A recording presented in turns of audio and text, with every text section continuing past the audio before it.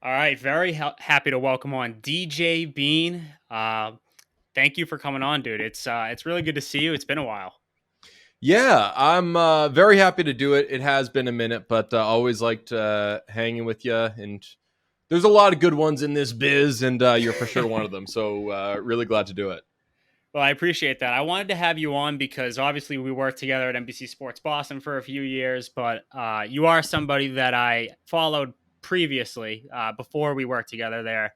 WEI, I followed your podcast BRUNCH for a long time. So it is cool to be able to talk to you. I want to start from the beginning, before NBC Sports Boston, before all that.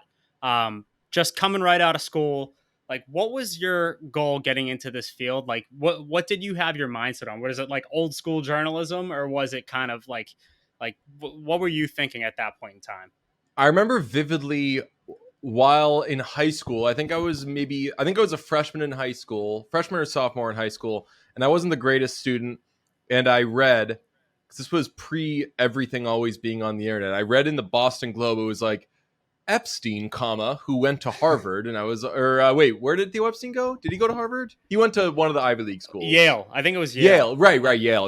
I'm Yeah, sorry, but I was like, man, so the GMs, unless they're former players, are like very, very smart and have all these great credentials. I'm probably not going to be one of those. And I listened to the Big Show on WEI all the time, and the people on it that I liked most were Steve Buckley, because he always knew what he was talking about, and I attributed that to the fact that he was a sports writer and that he was there, first and that first ever guest for the show, Steve Buckley. doesn't surprise me. He is the Yeah, best. he's the man. So I liked Buck. I kind of want to be like him. I really like Michael Hawley, kind of want to be like him. And I liked Michael Felger because he would go on there and they would, I mean, times were different. They would say things that maybe we don't say as much now, but they would write him off as, oh, you're just this or you're just that. And he's just like the silly weirdo on the show or whatever. But he was Yeah, coming in and he was being his own person and he had his own thoughts and he wasn't saying the same thing as everybody else. So I really, really liked Michael Felger. Uh, so went to college, had some internships, and I interned at 890, which was now extremely defunct ESPN radio station. yeah. And I interned with Adam Jones and a couple other people who ended up getting into the business. Like Jimmy Toscano was there at one point. A lot of really good people, and I was working under a guy named Ross Carey who was super helpful. And it was during that time Mike Felger was there. He was like the show that they had there, and I would like make notes for Felger's show and just like find nerdy baseball things or whatever that maybe he could find useful or not useful. And during that time, Felger left and went to WEI because they were starting a website that was going to have sports writing and people covering teams. And I was like, yo, this is exactly what I want to be doing, because I wanted to be the guy on the radio that kind of knew what he Yeah. was talking about. So I was like, oh, I have to get there. Ross, who I was interning under, went to WEI to produce some shows, I think, for Felger. And he put me in touch with Alex Spear and Rob Bradford and Christopher Price. I got an internship there. And really just for the summer going into my senior year, I think it was, just did, whenever you see anything that's like, hey, if you're an intern, know your worth. Don't go above and beyond. It sets bad examples and everything. And I understand that, and it does, and it makes companies think that they can pay you nothing. That mindset wasn't out there yet. And Yeah, to my definitely not. benefit, because Yeah. I was like, okay, no friends, no girls. Not that was a major threat to my time. And anything, I was like, every time I have a free second, I'm driving to Pawtucket and watching Clay Buchholz start or something. And Yeah. I was trying to turn anything I could into anything useful. And sometimes I would come to Rob or Alex and say, hey, I'm going to do this. And they'd be like, oh, okay. I mean, don't break your back doing it. We don't really need it. But mostly they were like, yeah, awesome. Do that. Yeah. Cool. And they were like, like Rob was giving me like contact information of people he probably shouldn't have been giving to an intern. Because he'd just be like, oh, yeah, like now that you've done this, you can do this. Go talk to whomever. And Yeah. I can't, it's impossible for me to overstate how helpful Rob and Chris and Alex were in letting me do whatever I wanted, but also give me the guidance, because I would go in there and I would fuck a thing up or two. And apologies if this is a PG podcast. Nope. You can absolutely swear. Hell yeah. We can say whatever the hell Oh yeah. we'd like. Yeah. Absolutely. They were awesome and super encouraging. And so by the time I got to the point that you asked me to begin the story, which was when I got out of college, by then Yep. I covered a million things, had already, I believed, covered like the NFL Combine, was doing tons of stuff during. By the time I was a senior in college, they were like actually paying me to write for them, which I thought was wild. And when I got out of college, Joe Haggerty had left. They were waiting. They had a little in between time where they were kind of filling gaps for a Bruins writer. But once I graduated, they were like, if you want it, you're our Bruins guy. So that was that. So coming out of school, was it like laser focused towards sports, or did you have any sort of other plans? Because you're somebody with so many other interests. Like Yeah. I think a lot of people in this field, it's just so like they're like me, for example. It's like I don't know what I'd be doing if I wasn't in sports. You are somebody who I think has so much else to fall back on because you're talented in other ways. Did you have something else like that, or was it just strictly sports? That's very nice of you to say. At that time, it was strictly sports. And Yeah. I remember during my first training camp with the Bruins, I fell under this like depressive spell. It was late in training camp. The season was about to start. And I was like, damn. So is this like what my life is? And it's a cool life, but I don't do well with knowing what's next and with stasis. So, and I didn't know this at the time. So like knowing that, I was like, okay, so I'm going to go to hockey practice. I'm going to watch hockey practice. I'm going to say what happened. They're going to and granted, I hadn't covered games yet. So that was a whole other animal that's super fun and exciting. Right. But I, at that point, was not considering doing other stuff with pop culture things. And by the time, then a couple years down the road, I asked Rob because he was saying you should do a podcast. And I was like, cool. Could it be a pop culture podcast? And he was like, if you want, but honestly, like the EEI people, like they're not going to really go for it and they're not going to prioritize it. So I was like, okay. And maybe a year or two later, they gave me and Joe McDonald a hockey show on Sunday mornings. And Joe's idea was to bring in Pete Blackburn, whom we didn't know personally, but loved him. He was a college kid who every time either of us referenced any play on Twitter or whatever, right away he would send us a clip of it for us to put in our stories. And we were like, this kid is a godsend. How did sports writers exist before there was just like a nice person on Twitter who knew how to do stuff and was giving us clips? So Joe was like, let's find any way to incorporate him, even if he's just sitting there. Like, let's just have him there. So we brought him on. Both loved him. Pete's the best. He's one of my best friends in the world now. And at one point, he like mustered up the courage. He was like, I think that you and me should have a podcast. And I was like, okay, under two circumstances. It won't be a WEEI thing because they're not going to care. And it's got to be a pop culture thing. And he was like, yeah, fine. I like pop culture stuff. Let's do it. And once I kind of unlocked that part of taking stuff that I love and making it occupy maybe a little more productive chunk of my time, that's when I mostly felt like I was like cooking with gas, where I was doing a good job at the Bruins thing. Some people were starting to listen to the podcast, and I really felt like I was able to be myself in multiple areas.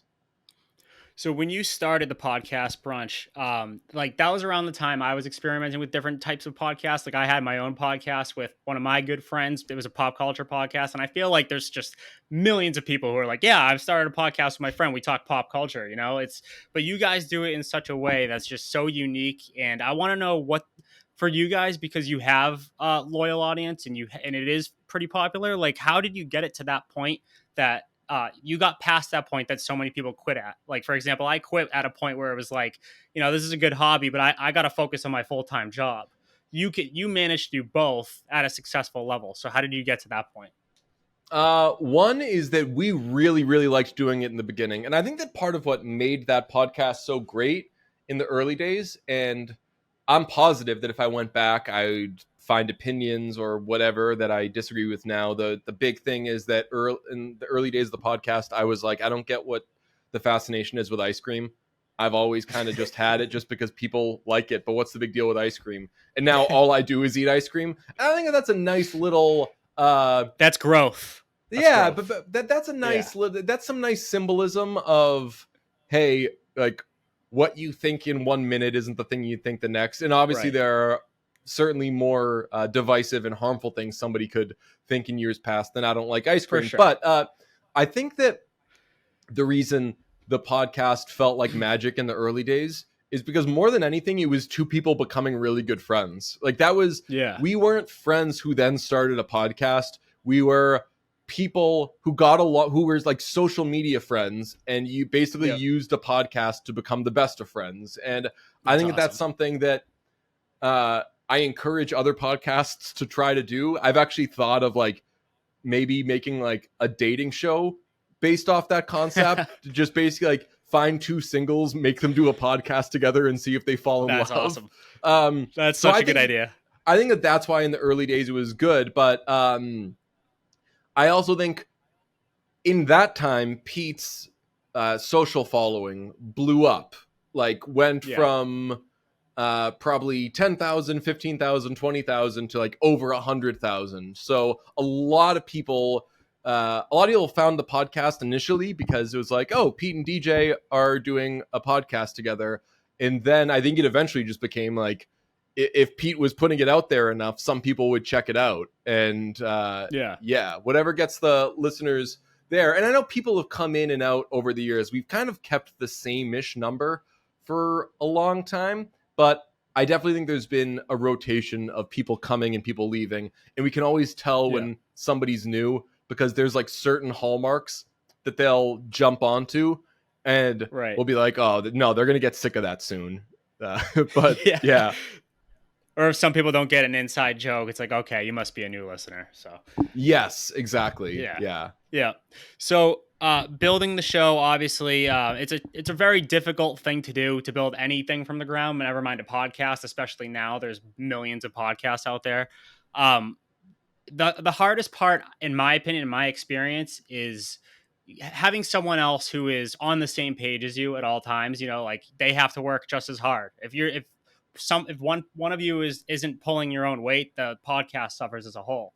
So how have you managed your friendship along with that relationship to build that podcast? That's a really good question. And I don't say this to say any one person is more important than the other person, but I've learned that if my energy isn't there, then it's going to be flat. And like, there's nothing Pete can do to make like all the king's horses and all the king's men can't, like, if there isn't that kind of manic energy throughout the podcast, then it stinks. And then I've kind of let the whole thing down. We taped something recently, and at the end, we were taping a few things, and at the end, after Pete was like, all right, like get loose, get a little more, because truly, if I'm calm and if I'm not basically freaking out the whole time, then it does kind of sound like every other podcast. So it's probably what makes me insufferable in a lot of ways, but Pete matches it when it's there. And if he's trying to do it by himself and I'm not having some sort of midlife crisis during the episode, then it just doesn't sound as good. So it's like, I don't think that I have a ton of power, but I do think that I have the power to tank it if I don't show up. So, who was your first guest as the podcast is getting bigger that you were like, "Oh shit, we actually got this guy"? Someone who actually got you a little nervous to have on. Oh, good question. I mean, this was years into it, but Yeah. oh, you know what? One that we had circled for a long time was Miles Teller, and Ooh, we that's a had to good one. go to one of his premieres and like get him on the red carpet, and a bunch of people crashed it, so it was like me and Pete and then a bunch of like news people, but Pete and I just still did the thing that we were planning to do anyway, and we were asking him all these weird questions, and Miles Teller was for sure thrown for a loop. But then we talked to Aaron Eckhart after, and he was really cool and really nice. And yeah, we've when we had Lamorne Morris, I remember when we posted that kind of turned heads. People were like, "Wait, what? Why'd you guys like? How'd you guys get him? You're not supposed to get him." And we're like, "We Right. asked." Um, Right. but yeah, we're not as good about booking people these days. But I mean, ask. They might say yes. We had Right. Jim O'Hare from Parks and Rec was great. Randy Nice. Havens from Stranger Things has been on with us a million times, and he became part of like really the brunch team. We went to a Taylor Swift concert together. Oh wow.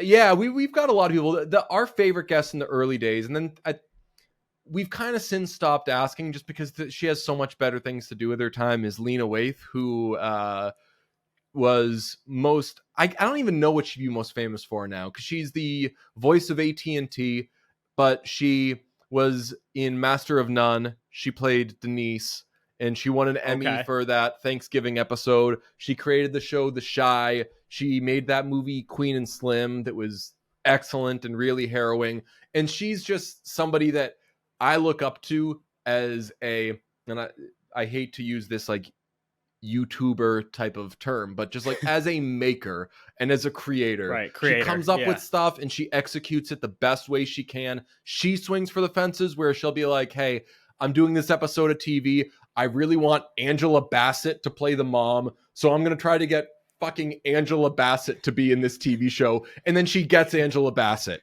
So Yeah. like I love her and look up to her for so many reasons. So there was a time where she would come on kind of regularly with us, and we were on a group text together.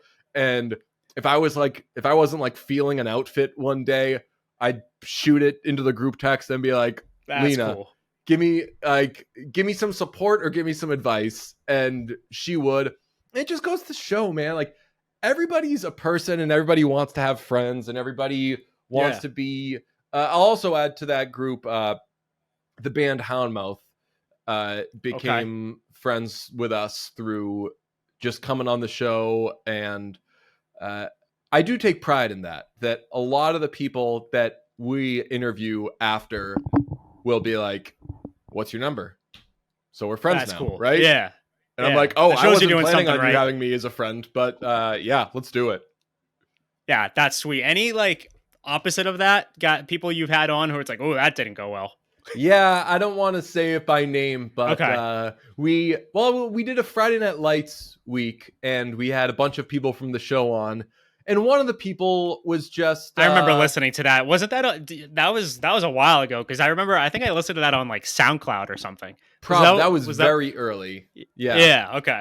that was very early, and yeah, we did every day. Me, Pete, John Feidelberg, Jeff Israel, and then we'd get a different guest every day, and that was awesome. But they weren't bad, but like I'll say the actors who played the actor who played Santiago was just like it was an interview. Like Yeah. and I feel that we didn't do as great a job of being like, "Hey, come on, it's a conversation versus it's an interview." So, but I never hold that against anybody. And certainly when I covered like the Bruins and stuff, I would never think that somebody was like stiff or not good because they maybe weren't the biggest fan of doing media. Like at the end of the day, Right. in the case of the Friday Night Lights people, like they were doing us a favor. They didn't need to do any of it. And then in the case of athletes, it's part of their job, and we all have parts of our job that we will kind of do the bare minimum so we can Yeah. save our energy for the parts of it that we like. So I've never been like, ugh, this guy, unless you're rude. But we've never, definitely on Brunch, we never had anybody we were like, that guy sucks or that Right. gal sucks. I think another big part of your show, and I kind of alluded to it earlier, but it's authenticity. And I think that's a big reason why both you and Pete are successful. I actually talked to Pete in an earlier episode of this too, and we talked about authenticity a lot. Something that I think a lot of people, me for example, like people who are just trying to come up into this industry and get their name out there a little bit. It's tough to like be yourself on social media and not like. It's something that's scary for a lot of people because you're so scared of what people are going to say back to you. I feel like you and Pete don't give a fuck, and that's awesome. And Farthest thing from it. Really? Okay, why is that? No. I know. I mean, like I am the farthest from giving a fuck about it. Oh, farthest from giving a fuck. Yeah. That's what I mean. Like you guys make jokes out of it, if anything, and it's funny to you. Whereas a lot of people struggle with that. So have you always been that way, or is that something you just had to develop over a period of time? No, I mean when I was younger, when I was in high school, a lot of terms like toxic masculinity that get bandied about are real. And I know that maybe sometimes they get bandied about in ways that are beaten so hard that you think, is this just a buzzword? But truly, growing up, and I remember Chris Martin got in trouble for saying this, and I was like, what did he say wrong? Chris Martin from Coldplay said that when he was growing up, everybody would call him gay because he liked music stuff. And he was like, as a child, was like, am I like, I don't know. Like, I haven't reached my sexual apex yet. I don't know who I'm attracted to or whatever. But like, so many people would hammer home that stereotype. And now it sounds obviously bloody ridiculous that like you like this equals some biological thing about you. But truly, like growing up, a lot of it is like, this is what is cool. This is how you should act. This is how strong you should be. This is how you should act towards your peers, towards women, towards whatever. And I had friends, but I never felt like I was playing by that rule book. But I also never felt like by not playing by those rules, I was doing it wrong. I just kind of thought the rules were weird and no one was really saying it yet. And stuff like Scrubs, where you got, and I know that not everything in the show Scrubs has aged well, but like having a straight, having like a heterosexual dude in a serious position who is not the most serious guy and has his likes, and they aren't like when like I grew up listening to like rock and metal and all that stuff, but I loved Billy Joel and Celine Dion like, just as fucking much. And there was definitely a time where those aspects like weren't cool and things like guilty pleasure would be said. And I think it was while I was in college, but I was like, oh, I fucking hate the concept of guilty pleasures. Like this is what I like. And the reason I like it is because it's fucking great and it makes me feel good. So once I really started leaning into that, and by the time Brunch had started, that was like very much my SpongeBob font brand of like, be your fucking self. And as long as it's not harmful, you're only harming yourself by not being yourself, right? So that, I'm proud to say, like I think Pete came a long way as a result of that. And not to say that Pete was like this toxic macho guy or whatever, but I think that maybe there would be points where he'd be like, now I know I'll get shit for this or whatever. I'm like, from who? Just some like, egg on Twitter. Who cares? Yeah. And like the thing you're about to say is going to be why I like you more. So say it and love it. Yeah. I'm glad you said that thing about guilty pleasures, because I remember for the pop culture podcast I used to do, it was like a topic, like top 5 guilty pleasures. And we list out just jams, just great songs. Yeah. You know what I mean? Like, and it's just like I think no, I like Miley Cyrus. Like, exactly. I wonder why. Is it because she's fucking awesome? Yeah, I think it was like, Katy Perry, Carly Rae Jepsen, just like all these very popular artists that just put out hits. And I just look back on that and cringe, because it's like, man, like they're not guilty pleasures. You just like popular, good music. Like it shows. I used to, and I remember even before it would be anything like by women, I would be like, hey, You know why? Because my friends who would like certain indie stuff and they'd be like, oh, you listen to Billy Joel, blah, blah, blah. I'd be like, you know why Billy Joel sold so many records?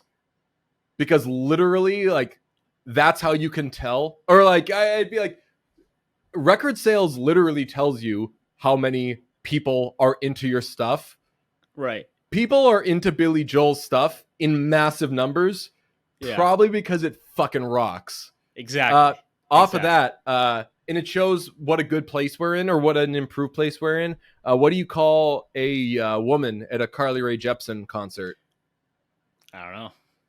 Carly Rae Jepsen, because her show is just all dudes. It's the best. Yeah.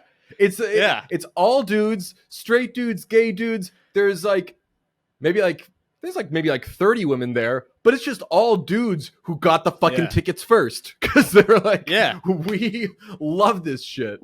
I remember visiting my friend at UConn when Call Me Maybe came out, and just it was like it was literally the day it came out, and we must have watched that music video 50 times. Just I think that's how we spent the night. We just sat in the room and we're like, listen to this song, watch this. This is awesome. And then that was just an ongoing thing in the podcast, like Carly Rae Jepsen, and then Runaway with Me came out by her, and we were obsessed with that song. Oh yeah. So that's just an example of like looking back at that, and we were scared to talk about that, and now it's like, who cares? Who gives a shit? Me and my best friend in high school watched Mean Girls like every day. Like that was my plan for, I'd go to class, I'd go to either a sports practice or a choir thing, and then I'd go to Mike's and we'd watch Mean Girls. Like that sounds was like a great time. How else am I going to spend my time? It rocked. Yep. So we talked about the guests that you've had on your show before, and some good, maybe some not so good. But who are some dream guests that you have? Some like maybe I guess you could call them white whales. Off top of I mean, I'm looking right now at I would show you, but the reflection from the light would be all gross. But I'm looking at a sketch my sister gave me of Ben Affleck holding a bunch of Dunks products sitting on top of a sausage, egg, and cheese on a croissant. So Ben Affleck would be the white whale. We really tried to get Affleck and Damon when Eric came out and weren't able to do it. But yeah, if you had Affleck and Damon on, would you when you would be yourselves and try to like joke during it, or would you be like, shit, we got to be serious because I don't know if he's gonna go with the joke? No, I'll always be myself. And here's the thing, and I'm not. This will be the one place where I will toot my own horn. And I regret that I don't do this, that I haven't gotten to do this enough, either in work settings or the podcast. Like, one of my biggest strengths is that I'm a good interviewer. So I can adapt. There's been a few cases where I haven't been able to adapt or didn't adapt well enough. But if I can go where the interview is supposed to be going, and like I can listen to what their answers are and not just go on to the next thing I had planned, and just kind of go with the flow there. So I would love Affleck and Damon.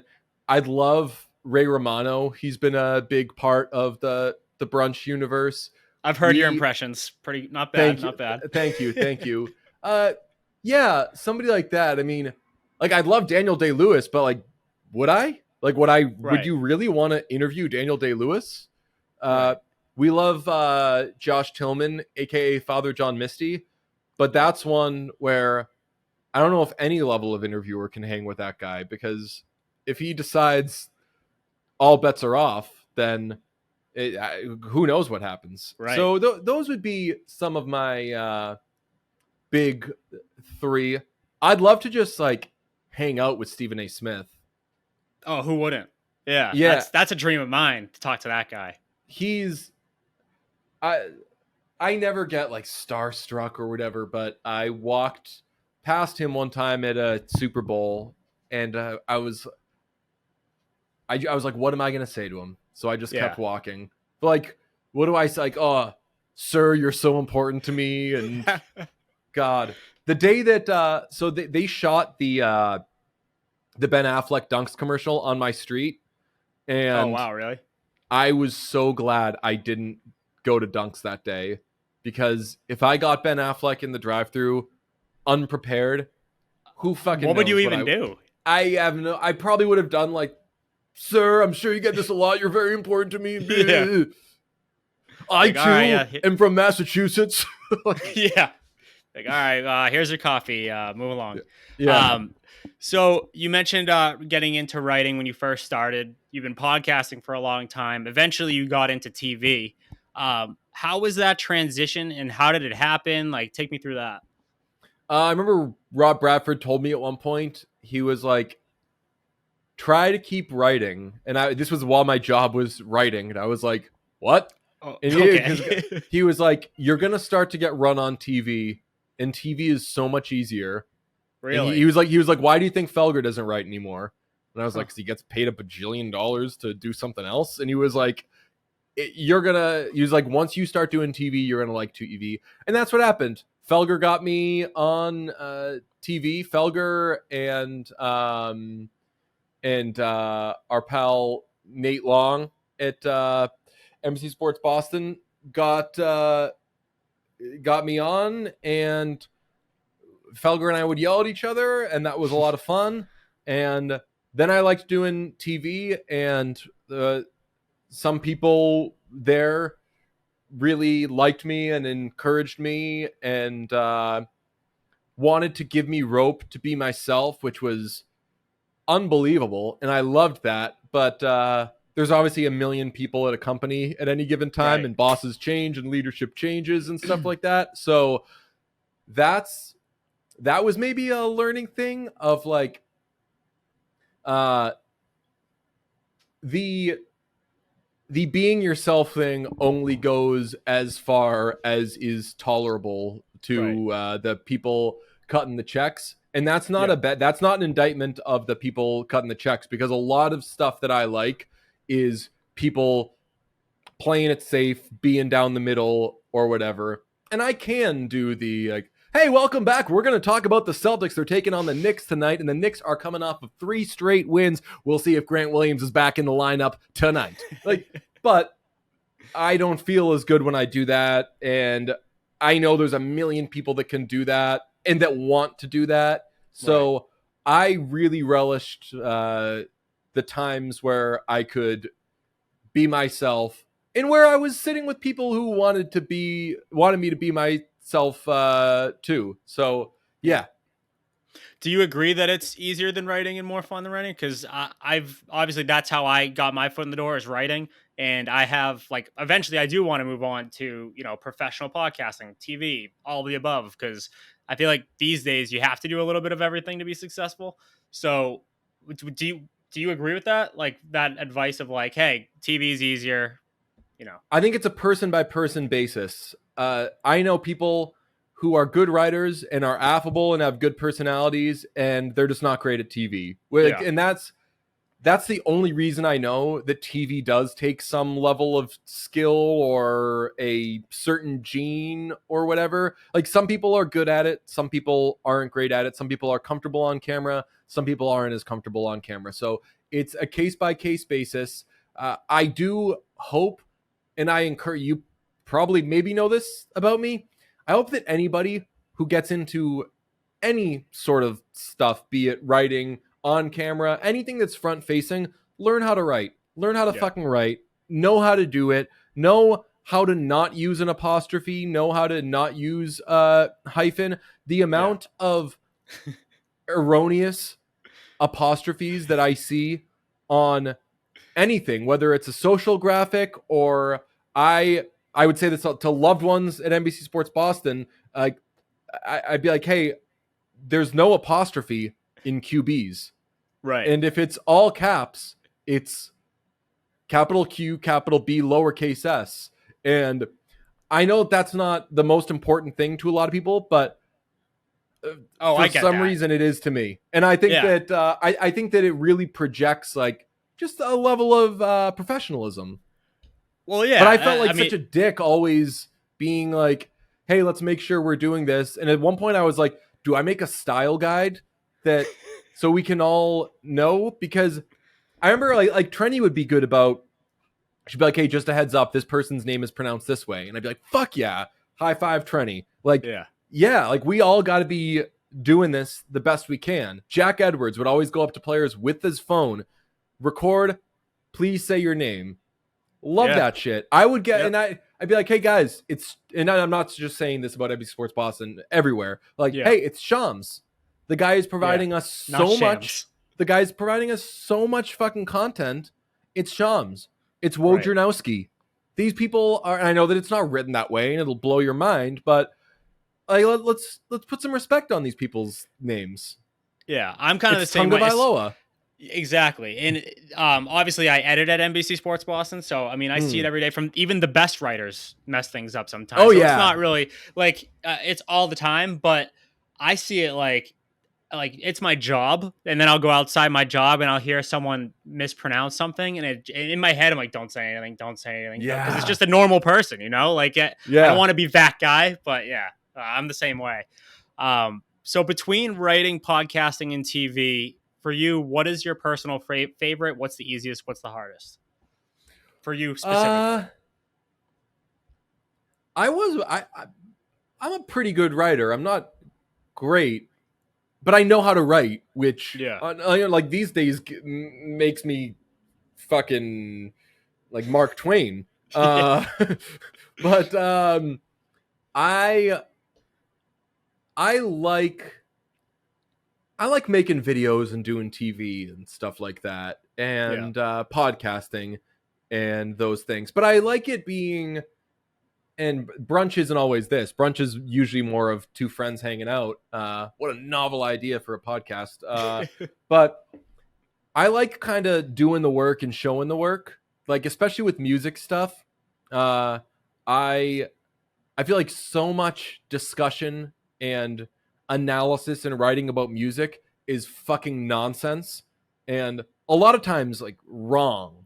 So I like being able to explain, hey, here's why this Taylor Swift song is good, or here's why whatever. Like this is the thing that you're hearing when this is going on. So I've made some YouTube videos like that, and I really like doing things like that. I just like doing something that maybe not every other person can do. I Yeah. like when people play to their strengths. Like I like that in addition to all the stuff Pete does with me, that he does fucking doofy hockey fan stuff, because he is a better doofy hockey fan than anybody I know. Yeah. So it would be outrageous if he wasn't doing stuff like that, because that's depriving the world of something that you can do and maybe not everybody else can do. So a lot of people can write, here's how Mac Jones looked at training camp today.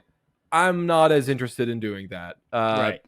I'm more interested in being like, for some reason, we're all going to pretend that Mac Jones is great. Let's have an honest discussion about it. Yeah, And I love that take too, because it gets people talking. B, it's something that a lot of people, for whatever reason, don't like that take, like talking about that, even though it's true. Like I get in arguments with people all the time, like, "Hey, he's not that great," but for whatever dude, reason, it's seen as an outlandish take, but it really isn't. Like even no, I coming mean off of last factually, season. it's not. May I ask you Yeah, this? it's not. How did you react to the Kevin Brown Baltimore Orioles thing? Because I Oh, found it fascinating that everybody was like, fans were like, "Oh my god, how are you gonna like throw the book at this guy? Because what do you say? Blah blah." Yet when Mike Giardi says the receivers stink, everyone's like, "How's this guy on TV?" Blah right. blah. I'm like, "Oh, all right, pals. Well, which is it?" Be like, Yeah, I think it's just a special group of people. It's the vocal minority who is pissed at Giardi for saying that stuff about the receivers. That's what I think. I mean, yeah.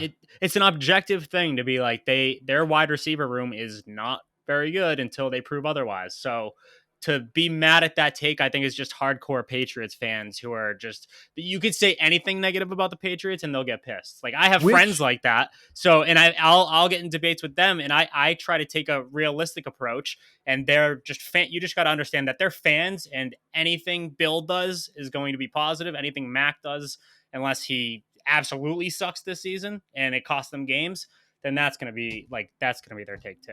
buddy, you said it there.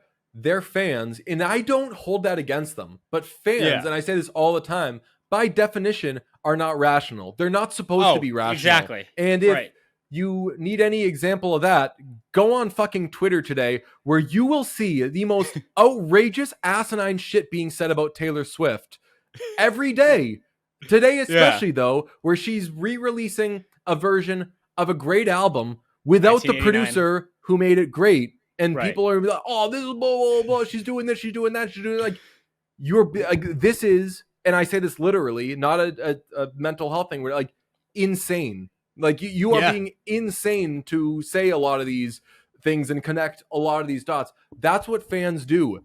That's Right. what if Paul McCartney gets away with a lot of stuff in my eyes because he's fucking Paul McCartney and I love him so Yeah. fucking much. So yeah, that's what being a fan is. Are there stupid points of Mamma Mia, Here We Go Again? Yes, but I am wild about that movie, so I'm going to say every second about it is great. So Right. yeah, I mean the interactions I've had have been fucking, and that Bruce, do you know Bruce Allen?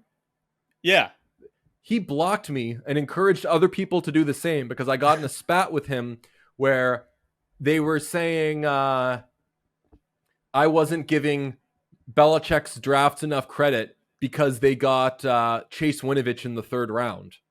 And I was like, Chase Winovich good? And so for that, everyone was like, oh, unbelievable. And like they cut Chase Winovich like 2 months later. Yeah. Like your guy fucking knows that. So yeah, that's where I get worked up and I need to get off the Twitter. I'm the same as you, and I try not to get too worked up about it. Like I have separated people. Like if you're a fan of something, I'm not going to argue with you anymore about it. Like you have the right to your opinion. I'm glad that you are this passionate. I used to be that passionate about the Red Sox. That was my big thing in college. If anyone said anything negative about the Red Sox, I'd be like, no, I'd have some sort of positive spin on it. But now I look at everything in sort of this journalistic, realistic lens. Like you see the day to day with the team. Like right now, Chaim Bloom is the hot topic. Like if there's a section on Twitter, like if you say anything negative about Chaim Bloom, it's the Bloominati comes out and oh yeah, if you get on their bad side, then good luck. So it's the same thing, and it was something that I was kind of, I guess, warned about as I started working in sports. I don't know if you know who Greg Payne is. But no. he used to work at ESPN. He went to Endicott, which is where I went to school. And he spoke at the school one time. He spoke about how cool it was to work in sports and all this stuff. And I was like, oh, that's cool. I want to talk to that guy, learn more about the field, all that. So as a senior, I reached out to him. I was like, hey, like, how's it going? What's it like to work in sports? He's like, actually, I don't work it anymore because I kind of lost my passion for sports. I was like, now I don't know what he does now, but he was just, I think maybe probably like some sort of marketing, something else in the field of communications. And I'm like, really? Like you worked in sports. That's a dream job for so many people. And you lost your passion for sports. But over a period of time, I'm like, man, I am not the fan that I once was. Yeah. It's a job. And have you experienced that same thing? Like you still love sports, but the passion for it is kind of diminished over time. I think I've come out the other side of that. I definitely went through that where I didn't always want, like when I was off, I didn't always want to then go to a game or watch something or whatever. And there were days, I mean, definitely cover every game of a season. And in a sport with 82 games, there's definitely days where you're like, okay. Right. Which is why you think back to that 16, 17, 18-year-old person, and it's like, you mean to tell me I gotta go to the game for free and eat popcorn and stuff like that? Yeah. But truly, like, it does get and it's not, I mean, you're wearing a suit instead of sitting with your friends and all that stuff. But I definitely came out the other side of it where, and I truly think maybe it's just that I stopped physically covering sports for so long. So I was always in studio and watching stuff. So I always so I kind of grew back the fandom thing. 2019, I was like borderline a Bruins fan. I was doing the Bruins are going to win the cup this year thing. Yep. And I remember as I was doing that, I was like, man, I never thought I would be like this again. So it's cool being like that. I am an unabashed Celtics fan. I'm an unabashed Revolution fan. Chargers, who are just like my fun little pet project.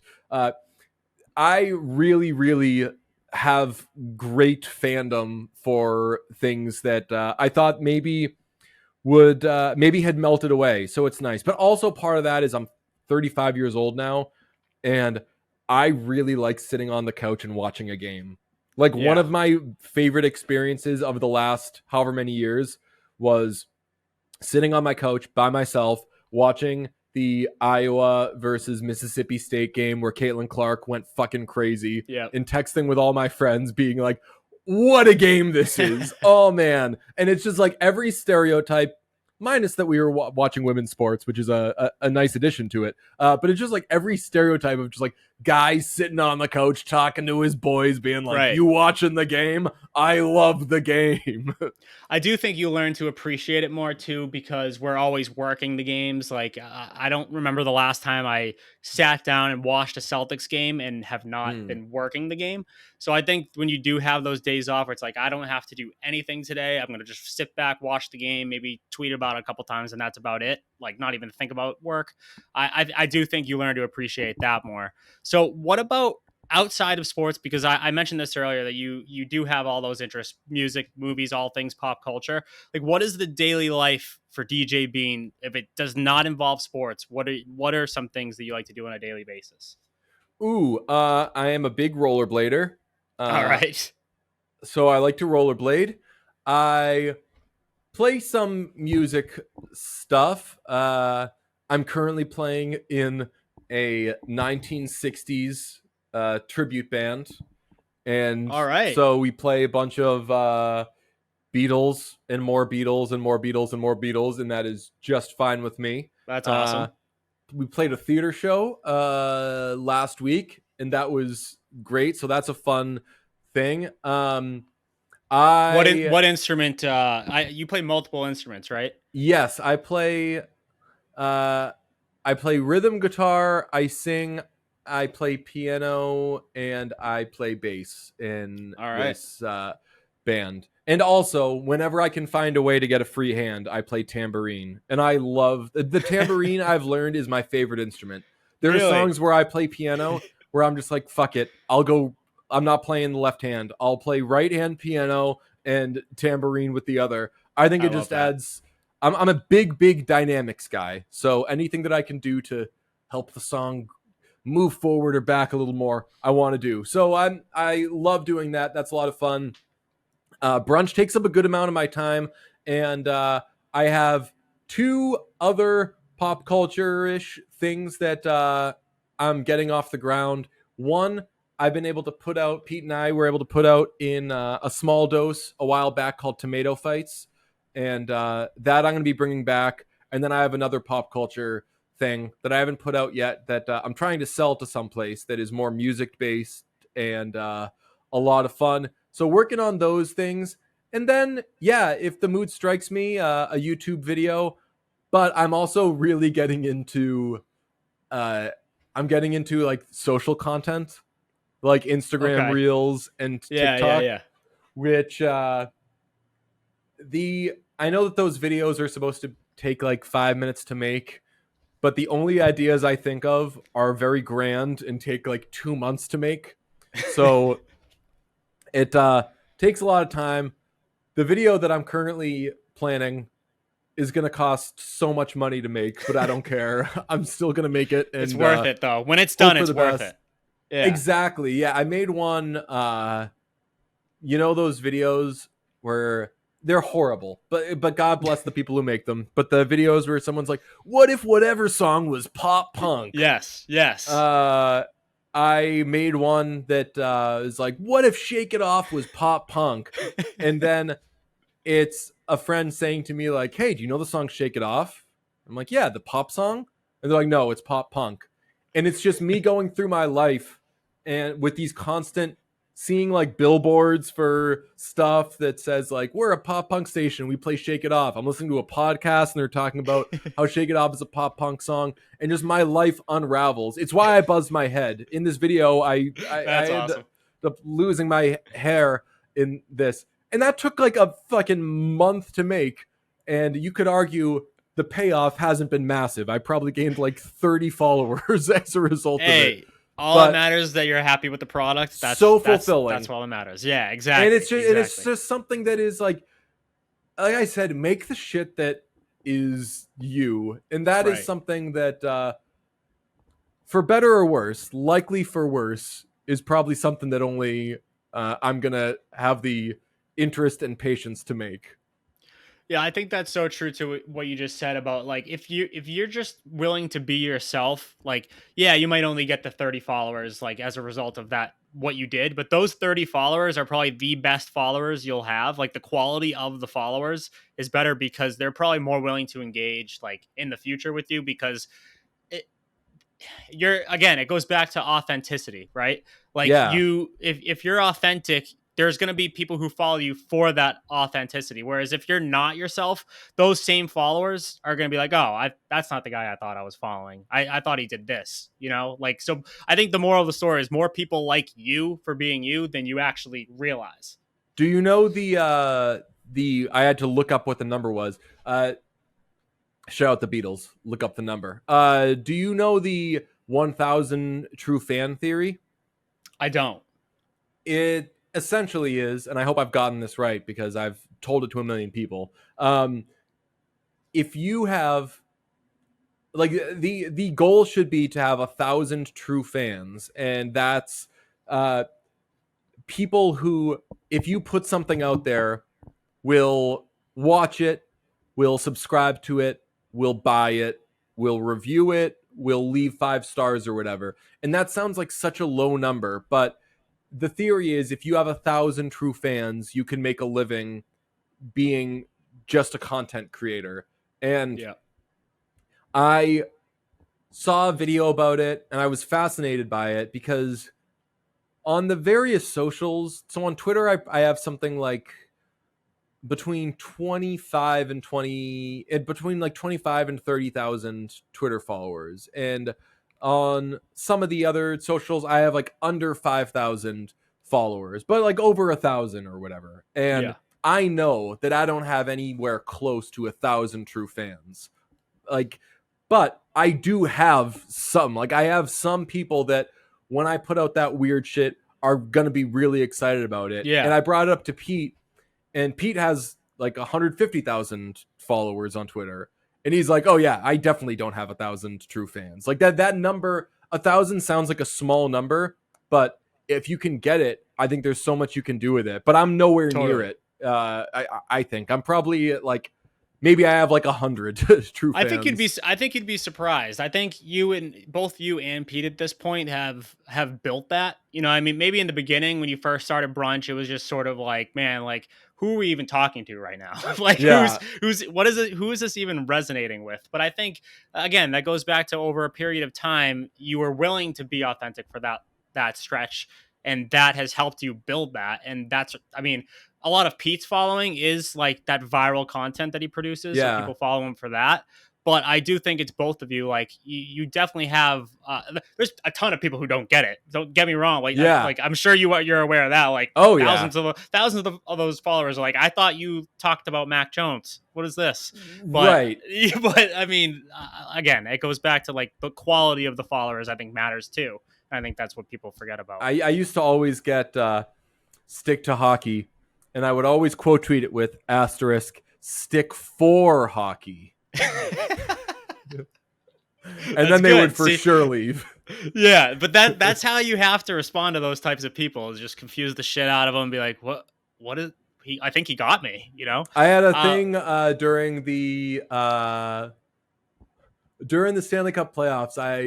It was clearly like obviously tongue in cheek, but I was like, I'll never get why people freak out over like big saves. Congratulations on literally doing your job. And then yeah. people were like, well, if he doesn't do it, then well, they were like, oh, well, let me guess. If it goes in, you're going to say that the goal scorer just did his job. And I was like, yes, I don't like goals or any stoppages of Yeah. play. I just want to watch hockey. I don't know why you want to see them stop the game so people can dance around with their friends on the ice. That's not the sport I love. And people were for real like, Oh yeah. Oh, That's so funny you mentioned that because I actually saw a tweet. I don't know if you saw the no hitter in MLB yesterday. Michael Lorenzen threw a no hitter for the Phillies, and a tweet from like a few years ago got retweeted on my timeline. I don't know who it was. I wish I could tell you, but and it was something. It was the exact same tweet that you just said, but with no hitters. Like, congrats, yeah. pitchers, on doing your job. And I thought I was like, wait, is this guy serious? And I read all the responses, and like some people got the joke, some people didn't. The people who don't, after I read it, I'm like, really? Like, you think this guy's serious about like he doesn't like no hitters because the pitcher's just not doing his job if he doesn't throw a no hitter? I don't know. I thought that was funny, but I can't let you leave this show without giving me, as someone who is very into music, into movies, your top three artists that you would recommend. So not just top three artists overall, three that you would just tell a friend about right now, like that they might not know, and then top three movies right now for you. And I know I'm kind of putting you on the spot there, Yeah, so okay. feel free to just blur it out. It doesn't need to be like a top three, but just blurt them out. All right. For movies, if you haven't seen Oppenheimer, you must Haven't seen see it it. yet. Yep. Ah, it's incredible, worth the buzz. Uh, what other movies have I seen recently that I loved? It doesn't have to be recent either. It could be like a movie Oh, you've okay. seen. Yeah, it could be anything. I mean, I am a massive There Will Be Blood guy. Have you seen There Will Be Okay. Blood? No, I am not a huge like I need to watch this movie guy when it comes out. So then that turns into me just never seeing the movie. So I think a big part of this will be like I have a good friend of mine. When we had the podcast, he would always rip me for not seeing the most popular movies. So this will help me a little bit. Okay. Yeah. So There Will Be Blood, just an all-time classic. And then my favorite movie ever is That Thing You Do, Okay. written and directed by Tom Hanks. So that was a big guest, not Tom Hanks. We got Tom Everett Scott, who plays Guy Patterson, the lead and the drummer in That Thing You Do. That was a Okay. great moment, and we jammed via Zoom, and it was very disjointed That's because awesome. of the lag. It doesn't But matter. that was great. As for things that I have been listening to, I'm looking at like my recent likes on Spotify. I will recommend. I mean, Father John Misty is my favorite artist going right now. He's just incredible. Really, any of his albums. If you're Okay. trying to get into him, though, his second album, "I Love You, Honey Bear," is everyone's favorite. My personal favorite is the next album called Pure Comedy. I would recommend listening to who else? The New Pornographers. Joe Siders is their drummer, and he's a local guy. And I'd never seen them live, and he left some tickets the last time he was in town. They were in town, and I don't mean that as a humble brag, but it's to say that I wasn't planning on going to the show. But he was nice enough to leave tickets, and I was like, I know people who love this band. I never got huge into them. Let me check it out, and I was just blown away. Their song "Dance Hall Domine" has been on every playlist I've made recently. It's All absolutely right. incredible. And lastly, I'm going to say that I'm taking on my final form as an old white guy because for the first time in my life, I am on a massive Bruce Springsteen kick. Okay. All right. So And I've go never been ahead. a huge Springsteen guy. Like, if he comes on, I don't object to it or anything like Yeah, that. But I've never been. There's people who live and die of Bruce course, Springsteen, and especially in our profession. right, yeah, exactly. And then I just have never been able to get into it, but might have to try it again. Yeah, so my thing was the reason I've gone to a million concerts, and the reason I've never seen Bruce Springsteen is because I'm like, people love this guy so much. And if I don't love him as much as they do, I don't want to take a ticket away from somebody else. Yeah, But right.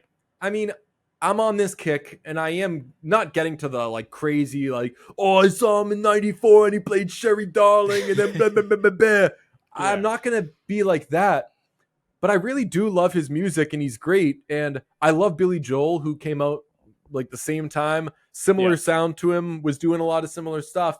Uh, I just always kind of was more Billy and Elton than I was Bruce. But as I listen to his records now, I'm like, it's insane that I love Billy Joel so much and was never also listening to this, which really goes hand in hand with it. So I Right. think I'm going to finally see him. He's in town in a couple Oh, weeks, nice. so I think I'm Awesome. going to go. Where's he playing? Uh, Gillette, Oh, okay, nice. That's awesome. yeah. So I think That'll be a blast. I'm gonna go for it. Yeah, Sweet. And then one last sports take. We let's do talked it. about Mac Jones earlier. We got the preseason game tonight, the preseason opener. We're recording this on Thursday. I don't know if it'll be published on Thursday. We'll see. I don't know.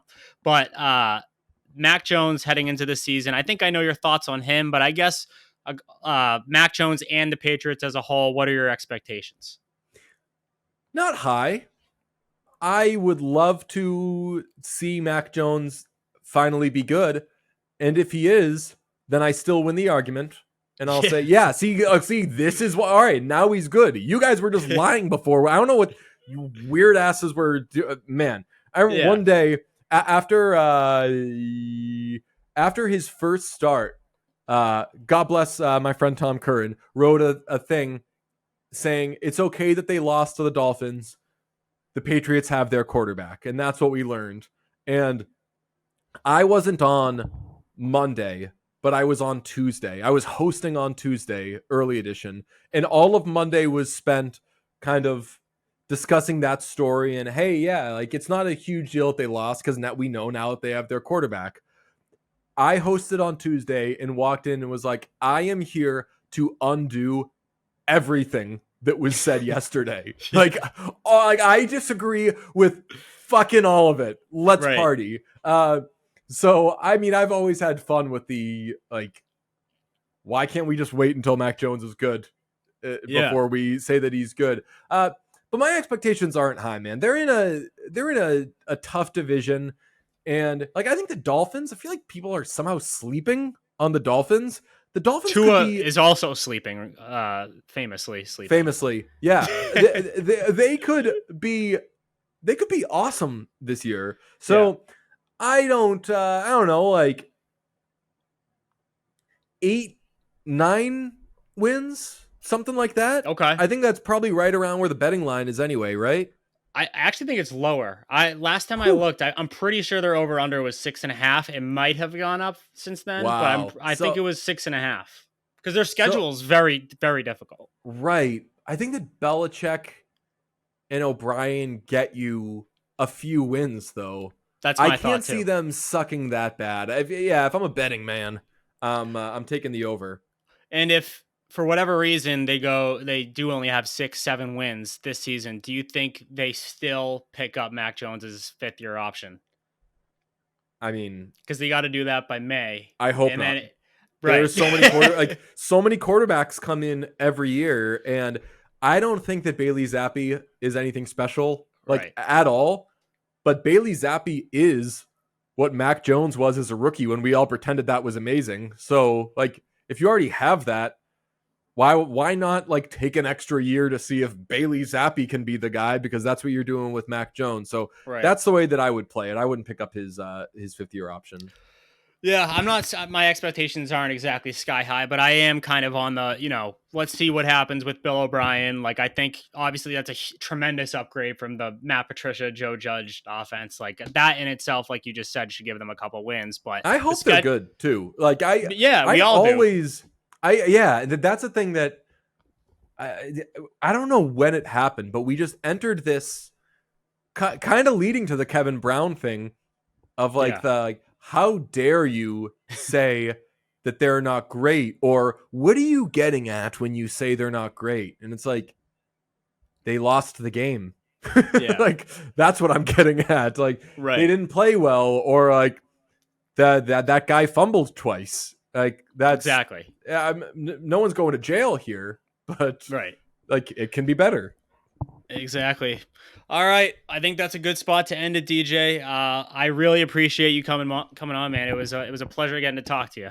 Yeah, Justin, you're the best. And I was thinking before I came on, I do think this all the time. Like Boston is just loaded with, whether it's radio, TV, written, editing, whatever. Like they're just like good luck cracking that for anybody on the outside, because Yeah, everybody is so good at what they do. And I mean, you're right at the top of that list. So I I appreciate appreciate you that. having me on, man.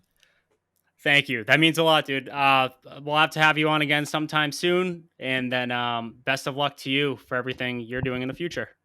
Hell yeah. Thanks, Justin.